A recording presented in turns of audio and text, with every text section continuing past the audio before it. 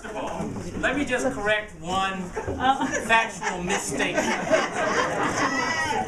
Everybody here, I think, knows that when Dorothea says somebody else is giving the marching orders, that has to be wrong. Dorothea, thank you for opening your home again and for opening your heart to me and to all of us who come together and have stayed together to do our very best to lift this Commonwealth up. Dorothea is an incredible organizer and a real role model.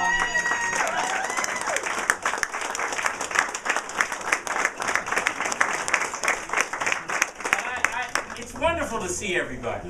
I'm not going to make the comment about how wonderful it is to see everybody here on time.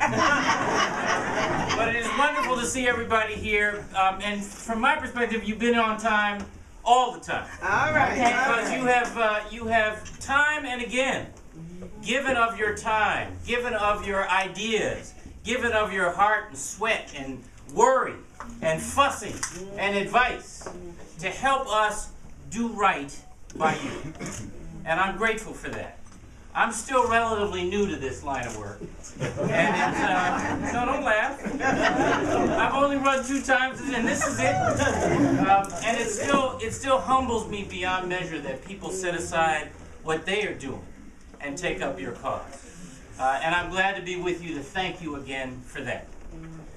Let me tell you what it is we've been working at and on. Why I think this matters. You know, all over the country, people have been slammed by the worst economic conditions in 80 or 90 years.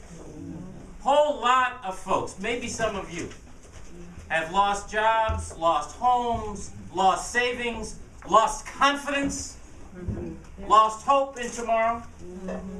And I didn't do what a whole bunch of other folks might have done. You know, I didn't cut and run like a bunch of folks who'd had this job before me. But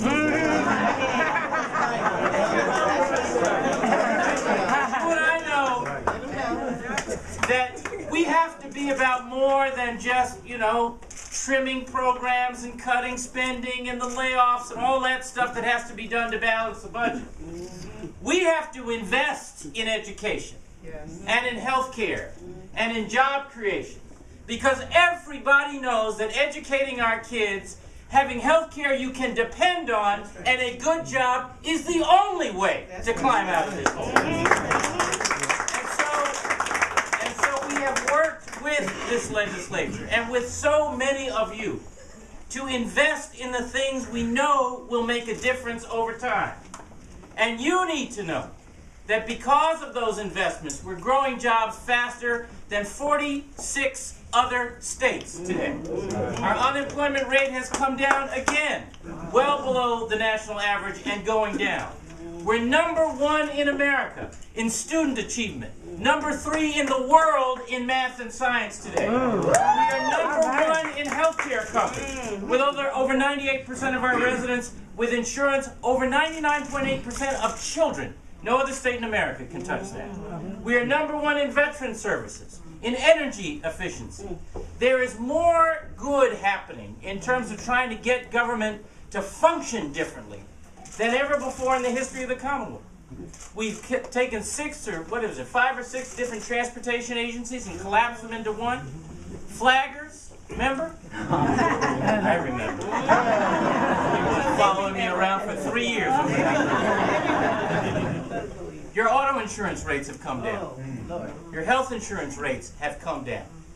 We are investing again in our roads and rails and bridges and broadband expansion. We're getting results not by accident. Found in this job, and I talked about it during the last campaign, how amazing it is.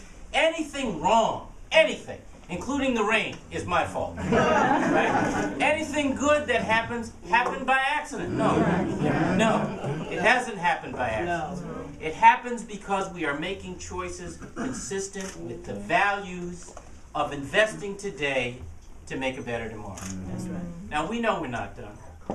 We know that. You know that. Don't think by any means that because I get to sit in the corner office that I'm not still listening to and in touch with people who are living life day to day and sometimes minute to minute. It is very, very apparent to me how much hurt, how much worry, how much need there is out there still unmet, and how much more work we have to do. But because we have consistently turned to each other instead of on each other, we are climbing out of this hole faster than just about every state in America. And I'm proud of that, and I thank you for that.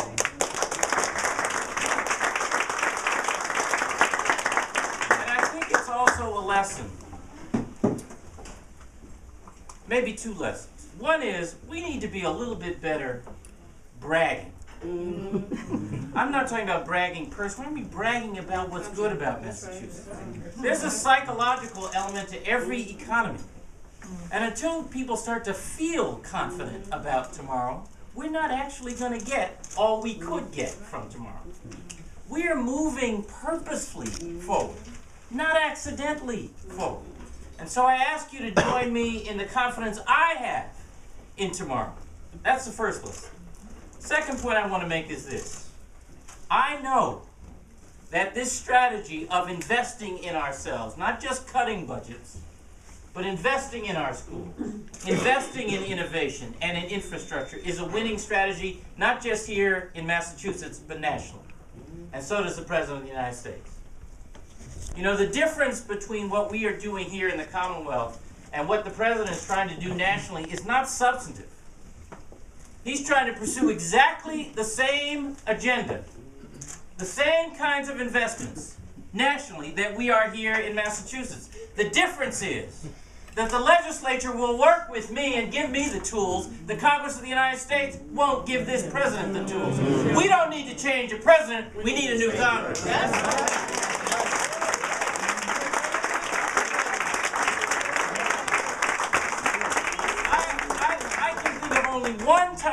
One time in American history, mindful that political parties, by their very nature, have differences in points of view, differences in policy choices there might be.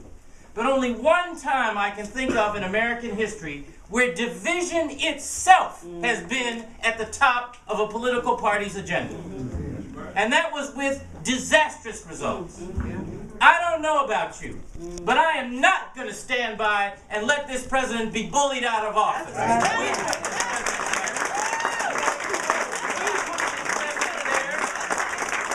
We worked hard to change the guard, and now we're going to work to guard that change. And that is why you cannot sit down. That's why you can't be discouraged that change isn't coming fast enough. That's why you can't turn and say to the president, well, how come you haven't fixed everything that was broken, even though we keep asking you to do it with one hand tied behind your back? Right. This is a test of character, this election. But it's not the character of the president. It's the character of this country. And it's not a test of him or of any of the candidates. It's a test of us. It's a test of us. Is our spirit going to be broken? Are we going to say it's too hard? Are we going to say it wasn't fast enough? Are we going to say, I wish he'd made this decision instead of that one? I like those other 8. But these last 2 just bug me. Yeah, I know. I know. I felt it too. From some of the same folks in this room. Are we going to meet this test? And if we are, what's that mean? That means we have to get up and do it again. That means we have to go and talk to our friends and our neighbors and our coworkers. And we have to talk to the people who don't already agree with us. We have to talk to the people who agreed with us the last time and this time saying, I'm not so sure. And stop making it about what's wrong with the other side. Look, we can go on all day, and Democrats have perfected this. How to make the argument with what's wrong with Republicans. Start talking about what's right with us. What's right with us. We do not believe that government is about solving every problem in everybody's life.